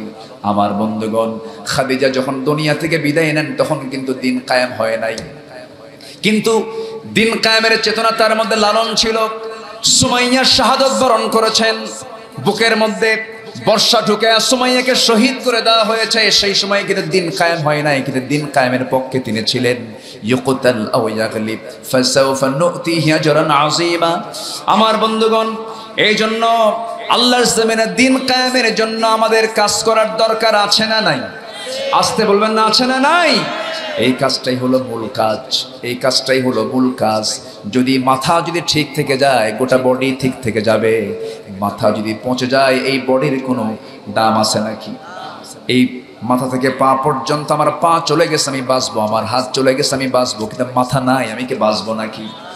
এই জন্য দিনকে পরিপূর্ণরূপে মানতে গেলে মাথাটা ইসলাম পৌঁছা দিতে হবে, মূলে ইসলাম পৌঁছা দিতে হবে। কোরআনটা শুধু তেলাওয়াতের মধ্যে মানলেই চলবে না, কোরআন শুধু ঝাড়ফুঁক দিলেই হবে না। অসুখ হয়েছে, ডাক্তারের কাছে গেলাম, ডাক্তার আমাকে প্রেসক্রিপশন দিয়ে দিলেন, জ্বর হয়েছে প্যারাসিটামল খান, ব্যথার ওষুধ দিয়ে দিলেন। আপনার সমস্ত ওষুধগুলো ডাক্তারের কাছ থেকে নিয়ে এসে বাড়িতে এসে করলেন কি? ফার্মেসি থেকে ঔষধ না নিয়া বাম গেছিল হজে, জমজম কুবের পানি 1 গ্লাস ভরায় নিয়ে গ্লাসের মধ্যে আপনি প্রেসক্রিপশন চুবালেন আর পানি পান করলেন। অসুখ ভালো হবে নাকি? অসুখ তো ভালো হবে না। আপনার অসুখ ভালো করার জন্য ডাক্তার চেক আপ করে আপনাকে যে ওষুধটা দিয়েছেন, ফার্মেসিতে গিয়ে সে ওষুধটা মেয়াদ ছাড়া নিতে হবে না, মেয়াদওয়ালা নিতে হবে। মেয়াদ উত্তীর্ণ নেওয়া যাবে না, মেয়াদ আছে এমন ওষুধ আপনাকে নিতে হবে, নিয়ে খেতে হবে। অসময় না সময়, অনিয়ম না নিয়মে, নিয়ম মতো সময়ে সময়ে আপনাকে খেলে পরে আপনি সেই সময় আশা করতে পারেন আপনি সুস্থ হয়ে যাবেন। ঠিক তেমনই কোনটা শুধু আপনি তেলাওয়াত করলেন কিন্তু এটাকে খেলেন না, সমাজে চালু করলেন না। আবার আপনি কোরআনটাকে মানলেন কিন্তু নিয়ম মাফিক মানলেন না। নামাজ মানলাম, যাকাত মানলাম না, যাকাত মানলাম, এরপরে পর্দা মানলাম না, রোগী ভালো হবে? রোগী ভালো হবে? এই জন্য ইসলামের পরিপূর্ণ ফায়দা পেতে হলে, ইসলামের পরিপূর্ণ স্ট্রাকচার যদি আমরা সমাজে দেখতে চাই, সমাজে প্রতিষ্ঠা করতে হবে কার দিন? আসতে বলবেন কার দিন? ওই দিন কায়েম করতে গিয়ে যদি প্রয়োজনে আমাদের জান দিতে হয়, মাল দিতে হয়, শিখিয়েছেন মুহাম্মদুর রাসূলুল্লাহ। মুহাম্মদুর রাসূলুল্লাহ সাল্লাল্লাহু আলাইহি ওয়াসাল্লাম তিনি শিখিয়েছেন। তার দাঁত ঠিকই ছিল, দাঁত ভেঙেছেন কোথায়? বলেন বলেন বলেন। কিসের কাজ করতে গিয়া?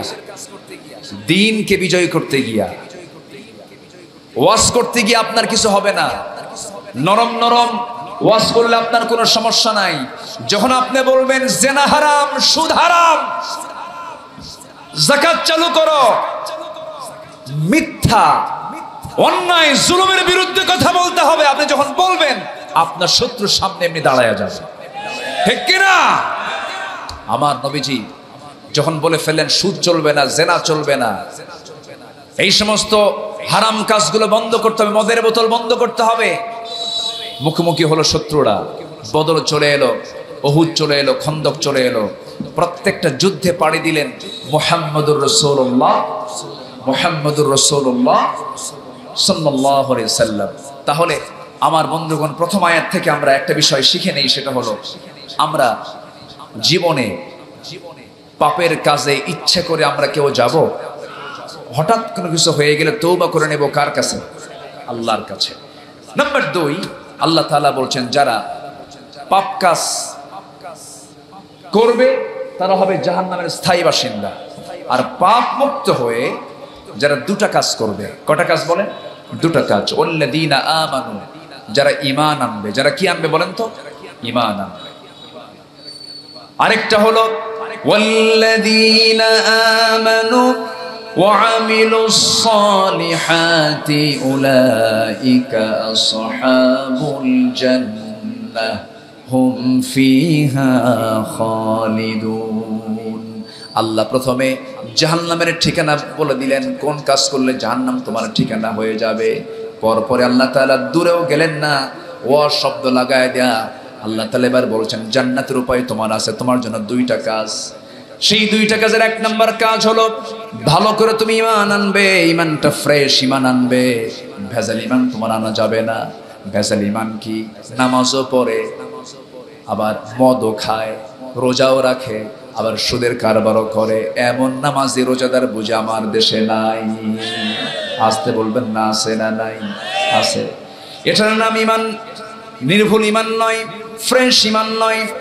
ফ্রেশ ঈমানদার কি করবে? ফামাইয়াকফুর বিত্তাগুতি ওয়া ইউমিন বিল্লাহ ফাকাদ ইসতামসাকা বিল উরওয়াতিল গুসকা লান ফিসামা লাহা।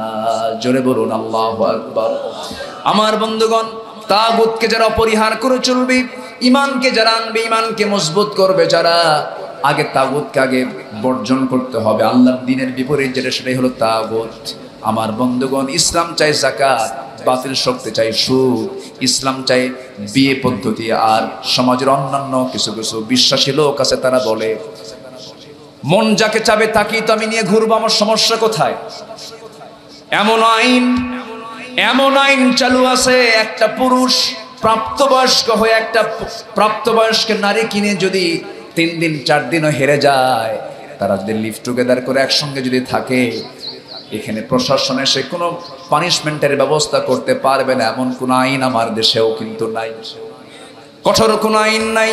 অথচ আল্লাহ বলছেন মিয়াতা জালদা, এমন অপরাধ যদি কেউ করে, এমন অপরাধ যদি কেউ করে ফেলে, তাকে ধরে আনো, প্রকাশ্যে দিবালোকে সবার চোখের সামনে মিয়াতা জিলদা 100 দৌড়া মেরে দাও। আর যদি কোনো বিবাহিত যুবক, বিবাহিত কোনো যুবতী যদি জেনার কাজে লিপ্ত হয়ে যায়, এটা যদি প্রমাণ যদি হয়ে যায়, ইসলাম 3টা অপরাধের শাস্তি, দুনিয়াতে তার থাকারই কোনো অধিকার নাই, আল্লাহ তাআলা তা জানিয়ে দিয়েছেন। এর মধ্যে একটা হলো বিবাহিত বুড়া জেনাকার, যারা বিয়ে করার পরেও জেনা করে। নাম্বার 2 হলো খুন করলে পরে তার বদলা হচ্ছে তাকে দুনিয়া থেকে বিদায় করে দেওয়া। আর একটা হচ্ছে আল্লাহর দ্বীন থেকে বিরোধী বের হয়ে যাওয়া, আল্লাহর দ্বীনের বিরুদ্ধে যারা কথা বলবে, মুরতাদ যারা হয়ে যাবে, তাদেরকে দুনিয়া থেকে বিদায় করে দেওয়া। এই 3টা শাস্তি কে দিয়েছেন বলেন? আল্লাহ দিয়েছেন।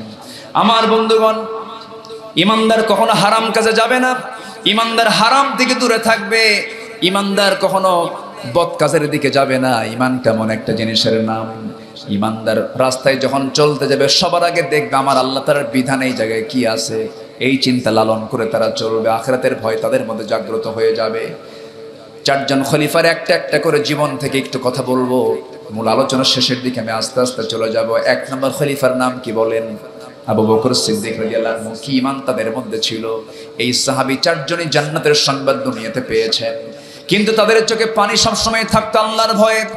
সাইয়েদনা আবু বকর সিদ্দিক রাদিয়াল্লাহু তাআলা আনহু একদিন, তিনি ছিলেন কাপড়ের দোকানদার, বসে বসে তিনি কাপড় বিক্রি করছিলেন। রাষ্ট্রপ্রধান ছিলেন, আবার ওইদিকে কাপড়ের বিক্রেতাও ছিলেন। তিনি বসে বসে কাপড় বিক্রি করছিলেন। এমন সময় একজন কাস্টমার এসে বলতেছে, 6 মাস আগে তোমার কাছ থেকে আমি কাপড় নিয়ে গিয়েছিলাম, এই কাপড়টা আমার পছন্দ হয় না, কাপড়টা তুমি আমার থেকে ফেরত নিয়ে নাও। সাইয়েদনা আবু বকর করলেন কি, কোনো কথা না বলে কাপড়টা ফেরত নিলেন, টাকা তাকে দিয়ে দিলেন। এরপরে তিনি হাউমাউ করে কাঁদতেছেন। সবাই বলে ফেলে, আবু বকর সামান্য কাপড়ের জন্য তোমার চোখে পানি কেন, কি হয়েছে? তিনি বলছেন, আল্লাহর কসম করে বলি, আমাকে কাপড় ফেরত দিয়ে গেছে, এই জন্য আমি কাঁদি না, আমি কাঁদতেছি এই জন্য এই বেচারির কাপড়টা পছন্দ হয় না। 6 মাস পরে আমার কাছে কাপড়টা ফেরত দিল, টাকাটা দিয়ে দিলাম, সমাধান হয়ে গেছে। কিন্তু আমি যখন মরে যাব, আমি আবু বকর, আমি ঈমান এনেছি, নামাজ পড়েছি, জিহাদ করেছি, দান সদকা করেছি, সব কিছু আমলগুলো করে গেলাম, কিন্তু আদালতে আখিরাতে আমার আল্লাহর সামনে গিয়ে যখন আমি দাঁড়াবো, আমার আল্লাহ যদি আমাকে ডাক দিল, না আবু বকর তোর নামাজ, তোর জিহাদ, তোর যাকাত, তোর দান সদকা একটাও কবুল হয় নাই, তোর আমল তোর হাতে তুই নিয়ে যা, আমি তোকে দিয়ে দিলাম, আমি সেই দিন কোথায় যাব? এই জন্য আমি হাউমাউ করে কাঁদি। এটাই হলো ঈমানের চেতনা, এটাই হলো ঈমানের ফিলিংস, এটাই হলো ঈমানের উপলব্ধি। নিজেকে চেনার চেষ্টা করতে হবে, নিজেকে জবাবদিহিতার কাঠগড়ায় দাঁড় করতে হবে। রাত্রেবেলায় যখন শুয়ে পড়বো, সারাদিন চিন্তা করব, আমি ঘুম থেকে ওঠার পরে আমি কার সঙ্গে করা শব্দ করে কথা বলেছি, ঘুম থেকে ওঠার পরে আমি কয়টা মিথ্যা কথা বলেছি, আজকে সারাদিন ব্যবসা করতে নিয়ে কত বাজে কথা বলেছি, আজকে সারাদিন চলতে নিয়ে আমি কোন কোন হারাম খাদ্যটা পেটের মধ্যে তুলেছি, সারাদিন চলতে নিয়ে আমি কয়জনকে ফাঁকি দিয়েছি, সারাদিন চলতে নিয়ে সমস্ত কিছুর চিন্তা যখন ঘুমানোর আগে একটু চিন্তা করে করে যখন চোখের পানি ফেলে ফেলে বলবো, আল্লাহ আজকে যা ভুল হয়েছে, আজকের দিনের চাইতে আগামীকালের দিনটা আমার উন্নত হয়ে যাবে, আল্লাহ এই হারাম কাজের দিকে আমি যাব না, এই অপকর্ম আমি আর কোনোদিন করব না। আল্লাহর কসম করে বলে যাচ্ছে আমার ভাইয়ের, আল্লাহর আয়াত সাক্ষী, যে বান্দা এমন করে তওবা করবে, আল্লাহ তাআলা সেই সময় বান্দার প্রতি বেশি খুশি হয়ে আগের সমস্ত গুনাহগুলোকে মাফ করে দেয়। রাতের বেলা ঘুমানোর আগে আমরা আগে জবাব দেব কার কাছে? আসতে বলবেন না, কার কাছে?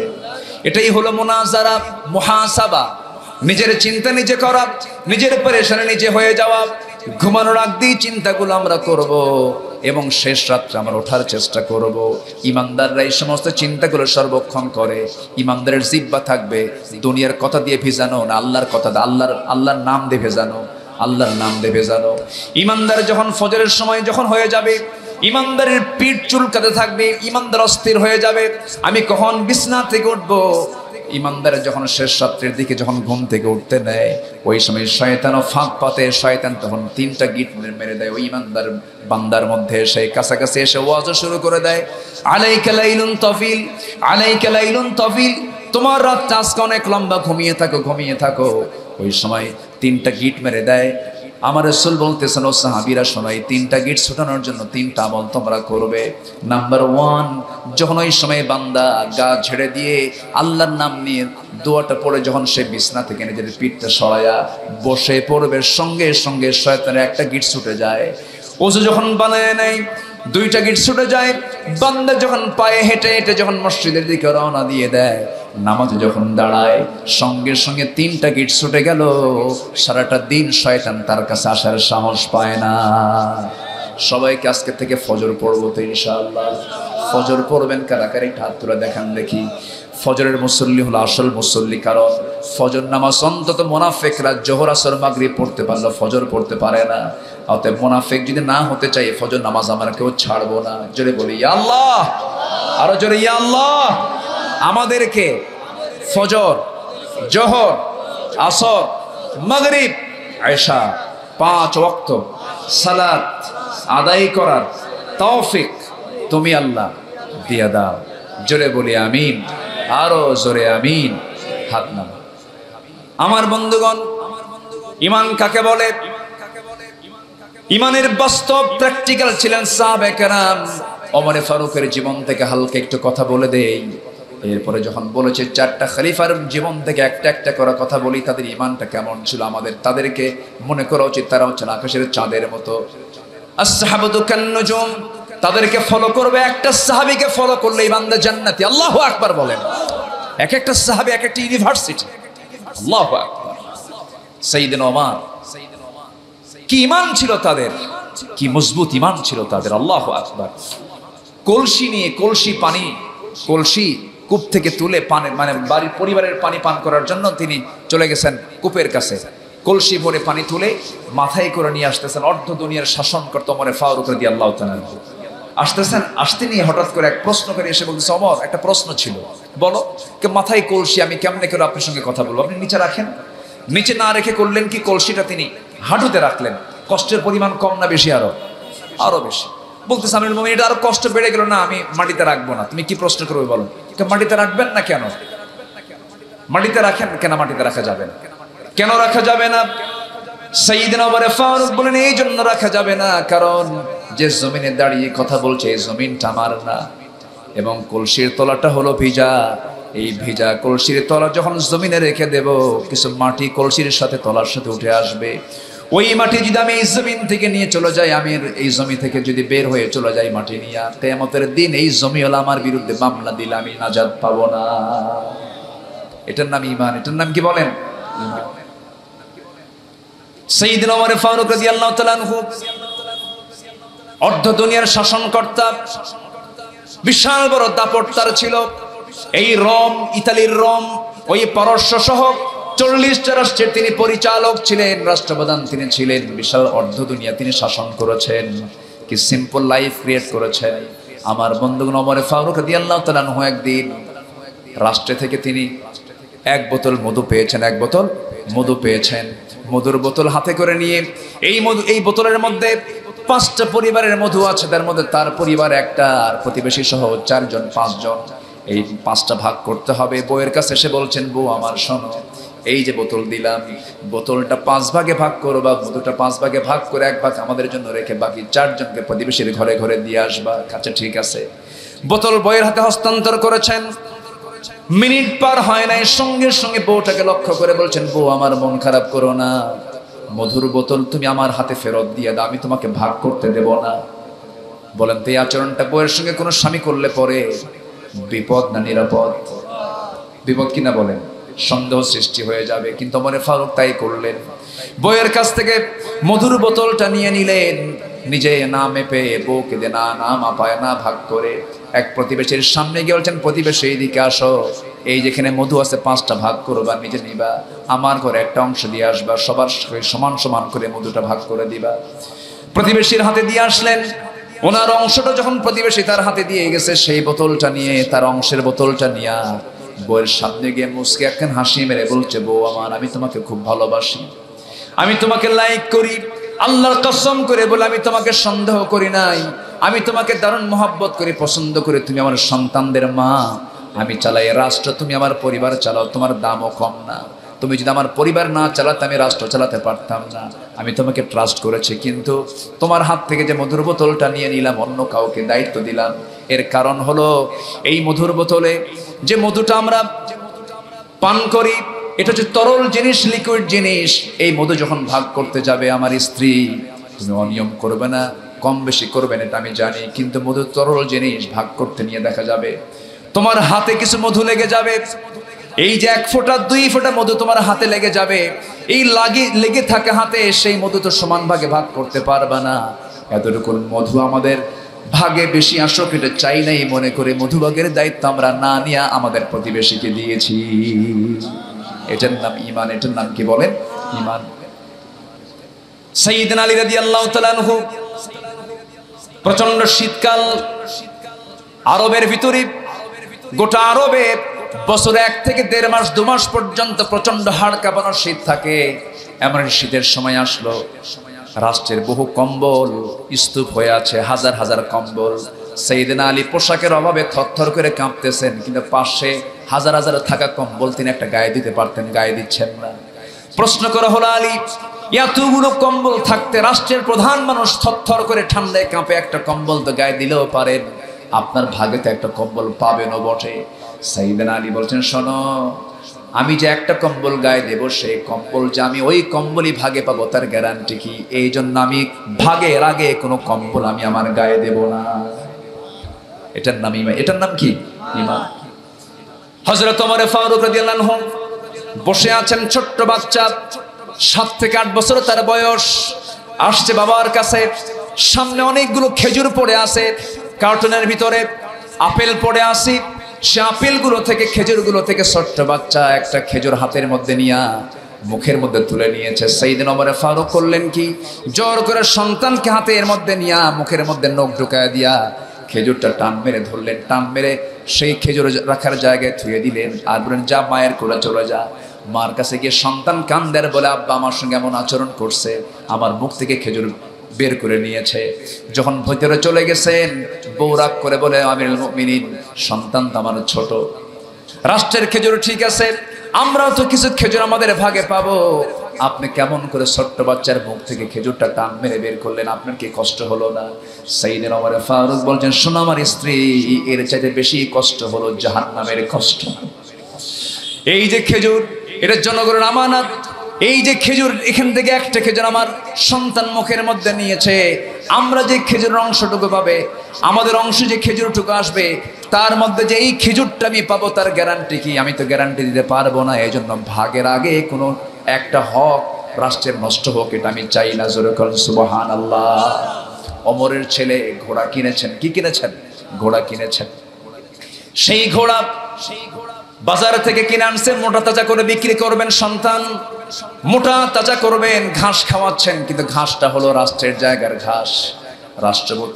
রাষ্ট্রপতির এরিয়াটা বড় হয়, পিছন দিকে বিশাল ঘাসের জায়গা আছে, সেই ঘাসগুলো খাওয়াচ্ছেন তার সন্তান। ঘাস, ঘোড়া হলো ওমর ফারুকের সন্তানের, ঘোড়া হলো তার সন্তানের, আর ঘাস হলো রাষ্ট্রের। ঘাস খাচ্ছে রাষ্ট্রের, ঘোড়া হলো সন্তানের। উনি শুধু দেখতেছেন আমার সন্তান কি করে। ঘোড়াটা বড় হয়ে গেছে, 6 মাস 1 বছর চলে গেছে। সন্তান ঘোড়া বিক্রি করতে গেছে, বিক্রি করেছে, কিচ্ছু বলেন নাই। ঘোড়া বিক্রি করে টাকা নিয়ে যখন বাড়িতে আসতেছে, দরজায় দাঁড়ায় বলছে, সন্তান আগে দাঁড়া, ঘোড়া কই, বিক্রি করছি কত টাকা, এত টাকা কিনছিলি, কত টাকা দিয়া, এত টাকা দিয়া, লাভ হয়েছে এত। এই লাভের টাকা তোর না, তোর বাপেরও না, এটা হলো রাষ্ট্রের, কারণ ঘাস যে রাষ্ট্রের। সুবহানাল্লাহ বলবেন না? এটার নাম ঈমান। এটার নাম কি? ঈমান। কার ভয়? আসতে পারেন, কার ভয়? আল্লাহর ভয়। আমার বন্ধুগণ, কি শাসক তারা ছিলেন দেখেন, তারাও বিচারের মুখোমুখি হয়েছেন। শাসকের সামনে মুখ উঁচু করে কথা বলেন নাই। বিচার স্বাধীন হবে, আইন বিচার স্বাধীনভাবে বিচার করবে। ওমর ফারুক এটা নিশ্চিত করেছেন। দেখেন, তিনি ঘোড়া কিনতে গেছেন নিজে। ঘোড়া কিনতে যেয়ে ঘোড়াওয়ালাকে বলেন, এটার দাম কত? এত টাকা দাম। এই যে টাকা নাও, ঘোড়াটা আমাকে দাও। ঘোড়া নিলেন, লেনদেন হয়ে গেল, কেনা বেচা শেষ। এবার বলছেন, তোমার ঘোড়া সুস্থ আছে নাকি? ঘোড়া সুস্থ। সুস্থ ঘোড়া কিনলেন, ঘোড়ার পিঠে চড়ে তিনি বাড়িতে আসবেন। কিছু দূরে যেতে না যেতে ঘোড়ার 4টা পা অকেজ হয়ে গেছে। এসে বলছেন, ঘোড়াওয়ালা আমাকে ঠকাইছো, ঘোড়া তো অসুস্থ, 4 পা অকেজ হয়ে গেছে, এই ঘোড়া আমি নেব না। ঘোড়াওয়ালা বলছে, আল্লাহর কসম করে বলি, আমি সুস্থ ঘোড়া আপনাকে দিয়েছি, আপনার কাছে অসুস্থ হয়ে গেছে। ওমর ফারুক বলছেন, না, আমি এই ঘোড়া নেব না, ঘোড়া তোমাকে ফেরত নিতে হবে, আমাকে টাকা দিয়ে দিতে হবে। ঘোড়াওয়ালা বলতেছেন, না না, কখনো সম্ভব নয়, আমি আপনাকে টাকা ফেরত দেব না, আমি ঘোড়াও ফেরত নেব না। ওমর ফারুক বলছেন, তাহলে কি করা যায়? ঘোড়া বিক্রেতা বলতেছে, চলুন আমরা বিচারে যাই। কই যাই? একজন ঘোড়া বিক্রেতা শাসককে বলতে, চলুন আমরা আদালতে যাই। দুজন আদালতে চলে গেছেন। একজন সামান্য ঘোড়া বিক্রেতা, আরেকজন হচ্ছেন ওই দেশের রাষ্ট্রপ্রধান। আদালতে যাওয়া মাত্রই যখন আদালতের সামনে গিয়ে দাঁড়িয়েছেন, এজলাসে যিনি বিচারপতি বসে আছেন, ওমর ফারুককে দেখা মাত্রই তিনি দাঁড়ায় গিয়ে সালাম বিনিময় করে বলছেন, আমিরুল মুমিনিন, আপনি এই জায়গায় কেন? আপনি কেন আদালতে এসেছেন? কি হয়েছে বলুন। ওমর ফারুক বলছেন, ও বিচারপতি, তুমি আমার দিকে তাকায় তাকায় বিচার করবা না, অপরাধ কি হয়েছে তার দিকে তাকায় তাকায় বিচার করো। আমি ওমর এখানে বিচার প্রার্থী হয়ে এসেছি, ওমরের বিচার করবা না, তুমি একজন আসামির বিচার করবা। আল্লাহু আকবার বলে ইনস্ট্রাকশন দিয়ে দিলেন।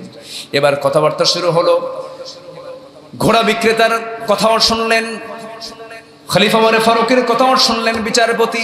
শোনার পরে বিচারপতি বলতেছে, আমিরুল মুমিনিন, আপনি আমারও খলিফা, ওই বিক্রেতারও খলিফা, আপনি অর্ধ-দুনিয়ার শাসনকর্তা। আমি আপনার রাষ্ট্রের অধীনে থাকা একটা আদালতের আমি একজন বিচারপতি, সিম্পল একজন বিচারপতি, কিন্তু আমার আইন তো আইনের পথেই চালাতে হবে। আপনি যে বিচার নিয়ে আদালতে হাজির হয়েছেন, ওই যে ঘোড়াওয়ালা আদালতে বিচার নিয়ে হাজির হয়েছে, বিচার প্রার্থী হয়ে হাজির হয়েছে, আজকের রায়টা আপনার পক্ষে যাবে না, সম্পূর্ণ রায় ওই ঘোড়ার পক্ষে যাবে। কেমন করে যাবে একটু বুঝাও দেখি। বিচারপতি বলতেছি, কাজী শুরাইহ ইবনুল হারিস আল কিন্দি রাহমাতুল্লাহ আলাইহি 100 বছর যিনি পৃথিবীতে বেঁচে ছিলেন, দুজন খলিফার বিরুদ্ধে তিনি রায় দিয়েছিলেন। সাইয়েদনা আলীর বিরুদ্ধে একটা রায় দিয়েছিলেন, ওমরের বিরুদ্ধে রায় দিয়েছিলেন। তিনি বলেন, শোনেন, আপনি এখানে আমার সামনেতে আপনি সুন্দর করে মিষ্টি ভাষায় কথা বলছেন, আপনি কথা শেষ করে আদালত চত্বর ত্যাগ করবেন, তার গ্যারান্টিকে বলেন কে? গ্যারান্টি নাই। তাহলে আপনার যদি জীবনের কোনো গ্যারান্টি না থাকে, আপনার কাছে লেনদেন হয়ে গেছে, ঘোড়া বিক্রি হয়ে গেছে, টাকা পয়সা সব ক্লিয়ার হয়ে গেছে, আপনার মালিকানায় ঘোড়া চলে যাওয়ার পর ঘোড়া যদি অসুস্থ হয়, এটার দোষ আপনি কেমন করে ঘোড়া বিক্রি থেকে দিবেন? এটা অসম্ভব ব্যাপার। সাইয়েদনা ওমর ফারুক মাথা নিচু করে কোনো কথা না বলে মুস্কি একখানা হাসি মেরে চলে আসলেন। পরের দিন মজলিসে শুরার বৈঠক হলো, মন্ত্রী পরিষদ বৈঠক হলো, সমস্ত প্রাদেশিক গভর্নরদেরকে ডাক দিয়ে বলেন, শোনো, অমুক এলাকায় আঞ্চলিক একজন বিচারপতি পাইছিলাম, আমি বিচারপতি প্রার্থী হয়ে তার সামনে গেছি, সে আমাকে না দেখে যেটা হক সেই বিচারটা দিয়েছে, আমার বিরুদ্ধে রায় দিয়েছে, ওকে আঞ্চলিক বিচারপতি না বানায়া জাতীয় সেন্ট্রাল বিচারপতি বানায়া দাও। আল্লাহু আকবার বলেন। কেন? সে ব্যক্তি দেখে বিচার করে না, সে আইন দেখে বিচার করে। আল্লাহু আকবার বলেন। তাহলে আগের শাসকরা শাসকের বিরুদ্ধে রায় দিলে শাসককে পুরস্কৃত করত, আর এখনকার রায় যদি শাসকের বিরুদ্ধে যায় ওকে পাগল বানায়া বিদেশে হিজরত করায়। ঠিক কিনা আমার বন্ধুগণ? না, আমরা নিজেকে নিজের বিচার করি, সততা নিয়ে চলে, এইটাই ঈমান। এটার নাম কি বলেন? এগুলো ঈমান। আল্লাহ তুমি সবাইকে বোঝার তৌফিক দাও, জোরে বলি আল্লাহুম্মা আমিন। তাহলে আজকে তালাকের পরিমাণ বেড়েছে না কমেছে? বেড়ে যাওয়ার কারণ হচ্ছে, আমি কটা বলেছি বলেন তো? 14টা কারণ আমি বলেছি, এটা মাথায় রাখবেন। আজকের সমাজের অবক্ষয় এগুলো কি কি আমাকে একটু বলাও হয়েছে, আমাদেরকে এগুলো বলতে বলা হয়েছে, একটু বলাও দরকার। সম্মানিত ভাইয়েরা, আপনার সন্তান নেশা করে কিনা, এই সন্তানের বাবার খোঁজ খবর নেওয়ার দরকার আছে না নাই? আচ্ছা, এগুলো খেয়াল রাখবেন। ইফটিজিং, কিশোর গ্যাং, গেমস আসক্তি, বিবেকের বিরুদ্ধে কাজ, যেমন ইললিগাল রিলেশন, অবৈধ রিলেশন, এগুলো করা যাবে না। আমরা এগুলো এগুলো সব হারাম কাজ। বালা মান কাসাবা সাইয়্যাতান ওয়া হাতাত বিহি খাতিআতুহু উলাইকা আসহাবুন নার হুম ফিহা খালিদুন। পরক্ষণে পরের আয়াতে বলছেন, ঈমান যারা আনবে, নেক আমল যারা করবে, আল্লাহ তাআলা বলছেন এরা হবে ফাউলাইকা আসহাবুল জান্নাহ, জান্নাতের বাসিন্দা, হুম ফিহা খালিদুন, এরা কোনোদিন জান্নাত থেকে বের হবে না, স্থায়ী বাসিন্দা হয়ে যাবে। যেরকম আলহামদুলিল্লাহ, যেরকম আল্লাহু আকবার। এমন জান্নাতকে আমরা চাই না ইনশাআল্লাহ? এমন জান্নাত আমরা সবাই চাই তো ইনশাআল্লাহ? জান্নাতে ঢুকলে বের হওয়ার কোনো কায়দা নাই। এটা কিন্তু আমার জেলখানা হলো নাকি? জেলখানাও না।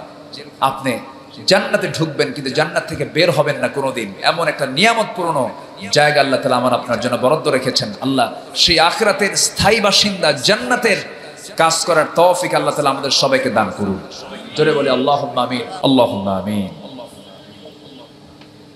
ربنا ظلمنا أنفسنا وإن لم تغفر لنا وترحمنا لنكونن من الخاسرين ربنا لا تزغ قلوبنا بعد إذ هديتنا وهب لنا من لدنك رحمة إنك أنت الوهاب غفرت মাঝরাত পার হয়ে প্রায় 1টা বেজে গেছে। হাজার হাজার মুসলমান নরনারী দাঁড়িয়ে থেকে, বসে থেকে, আড়ালে থেকে কত মা বোনরাও আলোচনাগুলো শুনলেন। সে শান্তে কাঙ্গাল ফিকারের মতো দুটো হাত পেতে আছে। আল্লাহ, গুনার দিকে নজর দিও না, বান্দা মনে করে তামাম জীবনের গুনাহগুলোকে মাফ করে দাও। জনম দুঃখিনী মা, জনম দুঃখী বাপ জান যারা চলে গেলেন, জিন্দেগির গুনাহগুলো মাফ করে দাও। কবরগুলোকে জান্নাতের টুকরা বানাইয়া দাও। অনেক আলোচনা শেষ করে বাড়ি ফিরে যাব, বাড়িতে ফিরে গিয়ে সব দেখব কিন্তু মাকে পাবো না রে। যেই মা আমার জন্য কত কষ্ট স্বীকার করেছে, ডেলিভারির যন্ত্রণা সহ 9টা মাস দুগ্ধপান সহ কত যন্ত্রণা আমার জন্য সহ্য করলেন রে মা। সেই মা যারা চলে গেল, জিন্দেগির গুনাহগুলো মাফ করে দাও। কবরগুলোকে তুমি আল্লাহ জান্নাতের টুকরা বানায়া দাও। আব্বা আম্মার জন্য কি দোয়া তাও তুমি আল্লাহ শিখায়া দিয়েছো। দিলটা খুলে হাতটা একটু উঁচু করে আব্বা আম্মার জন্য সবাই দিল থেকে বলুন, রব্বির হামহুমা কামা রব্বায়ানি সগীরা, রব্বির হামহুমা কামা রব্বায়ানি সগীরা, রব্বির হামহুমা কামা রব্বায়ানি সগীরা। আয় আল্লাহ তাআলা অনেকে অনেক প্রকার দোয়া চেয়েছেন, যার জন্য এক মাকসুদ তুমি আল্লাহ কবুল করে নাও। আয় আল্লাহ তাআলা যে ব্যবসায়ী সমাজ আজকে মাহফিলটার ডাক দিয়েছেন, আল্লাহ তাদের ব্যবসায় বরকত দিয়ে দাও। আশপাশে যত পরিবার আছে আল্লাহ দিন মেনে চলার তৌফিক তুমি আল্লাহ দিয়ে দাও। এই এলাকার প্রত্যেকটা ঘরকে তুমি আল্লাহ ইসলামের দুর্গ বানাইয়া দাও। ঘরে ঘরে খালিদ বিন ওয়ালিদ পয়দা করে দাও। আয়েশা খাদিজা সুমাইয়ার মতো মা পয়দা করে দাও। আয় আল্লাহ তাআলা বিশেষ করে মাহফিলটার আয়োজন করলেন, যারা শোনার জন্য আসলেন, যারা বিনিময়ে কিয়ামতের দিন যেদিন কেউ কাউকে চিনবে না এমন কঠিন দিনে এই মাহফিল সবার জন্য নাজাতের মাধ্যম তুমি আল্লাহ বানাইয়া দিও। গোটা দুনিয়ার মুসলমানদের জন্য দোয়া করি, মুসলমানদের পায়ের তলায় মাটি নাই, ফিলিস্তিনকে বাঁচাও আল্লাহ, ফিলিস্তিনকে তুমি আল্লাহ রক্ষা করো। তোমার বাইতুল আকসাকে তুমি আল্লাহ হেফাজত করো। তোমার বাইতুল আকসা তুমি আল্লাহ মুসলমানদের হাতে তুলে দাও। এই ক্রান্তি লগ্নে মুসলিম উম্মার জন্য আবু বকর ওমর ওসমানের মতো তুমি আল্লাহ নেতা পাঠাইয়া দাও। 100 কোটি মুসলমানের দুনিয়া, ও আল্লাহ এমন একজন রাহবার পাঠাইয়া দাও যে রাহবার গোটা দুনিয়ার মুসলমান শক্তিকে এক করে একটা প্ল্যাটফর্মে তুলতে পারে। আল্লাহ একটি ইমামের দারুণ দরকার। আয় আল্লাহ তাআলা মেহেরবানি করে এমন একটা ব্যবস্থা তুমি আল্লাহ করে দাও। আমাদের ঈমান খুব দুর্বল, মেহেরবানি করে আমাদের ঈমানকে তুমি আল্লাহ মজবুত করে দাও। ইয়া মুকাল্লিবাল কুলুব সাব্বিত কলবি আলা দীনিক। আয় আল্লাহ তাআলা আমাদের হিসাবটাকে জটিল করো না। আল্লাহুম্মা হাসিবনি হিসাবান ইয়াসিরা। দুনিয়া থেকে কোন দিন বিদায় নেব জানি না, ডান হাতে আমলনামা না আসা পর্যন্ত কবরে নিও না। মরতে যখন হবে তুমি আল্লাহ শহীদ মওত কপালে জুটাইয়া দিও। এই জমিনে তোমার দিন কায়েম হয়েছে এমন দৃশ্য দেখার তৌফিক তুমি আল্লাহ দিয়া দাও। পাখিটাকে হারিয়ে ফেলেছি আমরা, পাখির কবরটাকে জান্নাতের টুকরা বানাইয়া দাও আল্লাহ। সারা জীবনের লালিত স্বপ্ন ছিল একটাই, এই জমিনে তোমার রাজ কায়েম হয়েছে আল্লাহ। এমন দৃশ্য দেখার তৌফিক তুমি আল্লাহ আমাদের দিয়ে দাও। যেদিন মরে যাব রে টান মেরে ঘর থেকে বের করে দেবে, জীবনের শেষ গোসলটা হয়ে যাবে, আমাকে আর নাম ধরে কেউ ডাকবে না, বলবে লাশটা ঘর থেকে বের করো, লাশটাকে গোসল করাইয়া দাও, লাশটার কাফনের কাপড় পরাইয়া দাও, লাশটাকে নিয়ে জানাজায় নিয়ে যাও। জানাজা হয়ে যাবে, মোরামক সব দেখে দেখে চলে যাবে, কোনো শক্তি থাকবে না। আমাদেরকে ধরে নিয়ে কবরের দিকে নিয়ে চলে যাবে, সন্তানটা পর্যন্ত আব্বা বলে ডাকবে না, বলবে লাশটাকে কবরে শোয়া দাও। কবরে শোয়া দেবে রে, বাঁশ চাপা দেবে, মাটি চাপা দেবে। আমার দেহ এত দুর্বল, বাঁশ পচার আগে আমার দেহ পচে শেষ হয়ে যাবে। 3 দিন লাগবে না, চামড়াগুলো গলে গলে পোকার পেটে চলে যাবে। 7 দিন লাগবে না, পেটের নাড়ি ভরে সব চোখ মুখ কান নাক দিয়ে বের হয়ে যাবে। মাত্র 3টা মাস কবর খনন করে দেখা যাবে কয়েকটা হাড় ছাড়া কিচ্ছু নাই রে, সব মাটি খাইয়া শেষ করছে। ও আল্লাহ, শান্তির সময় যখন চলে আসবে জবানে জারি করে দিও লা ইলাহা ইল্লাল্লাহু মুহাম্মাদুর রাসূলুল্লাহ।